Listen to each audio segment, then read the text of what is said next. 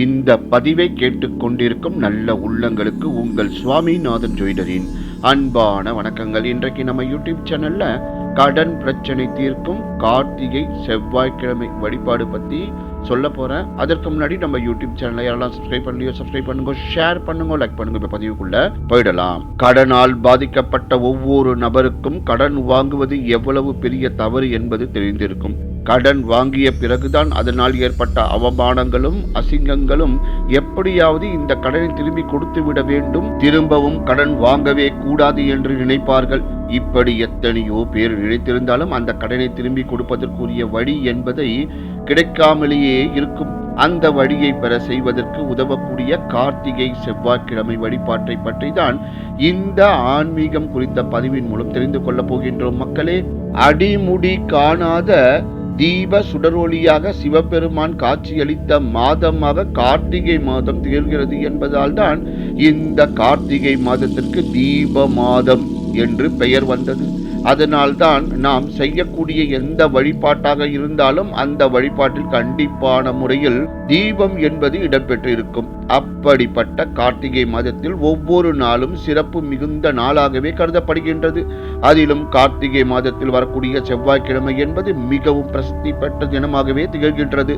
அன்றைய தினத்தில் நாம் செய்யக்கூடிய ஒரு எளிமையான தீப வழிபாடு நம் கடன் பிரச்சனையை தீர்க்கும் என்று கூறப்படுகின்றது.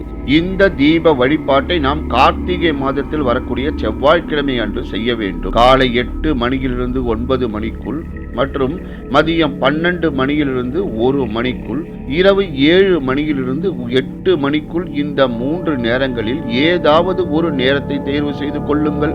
அந்த நேரத்தில் வீட்டு பூஜை அறையில் முருகப்பெருமானை படத்திற்கு முன்பாக ஒரு தாம்பாளத்தை வைத்துக் கொள்ளுங்கள். அதற்கு மேல் வாசனை மிகுந்த விபூதியை கொட்டி பரப்பிக் கொள்ள வேண்டும்.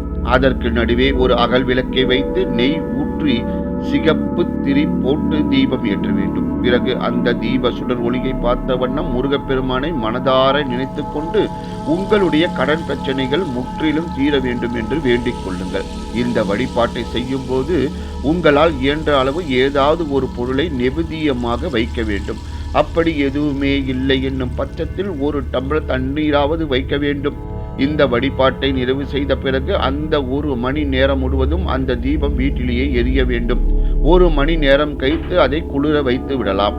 இந்த முறையில் கார்த்திகை செவ்வாய்க்கிழமை முருகப்பெருமானை நினைத்து இந்த ஒரு தீபத்தை ஏற்றி வழிபாடு செய்பவர்களுக்கு அவர்களுடைய கடன் பிரச்சனை படிப்படியாக விலகுவதை உணர முடியும். மக்களே, இந்த சக்தி வாய்ந்த பரிகாரத்தை நம்பிக்கை உள்ளவர்கள் செய்யுங்கள். கண்டிப்பாக முருகப்பெருமானின் அருளால் உங்களுடைய கடன் பிரச்சனைகள் படிப்படியாக விலகும் என்று கூறி இந்த சிறப்பான ஆன்மீக பதிவை செய்கிறேன். நன்றி, வணக்கம், வாழ்க வளமுடன்.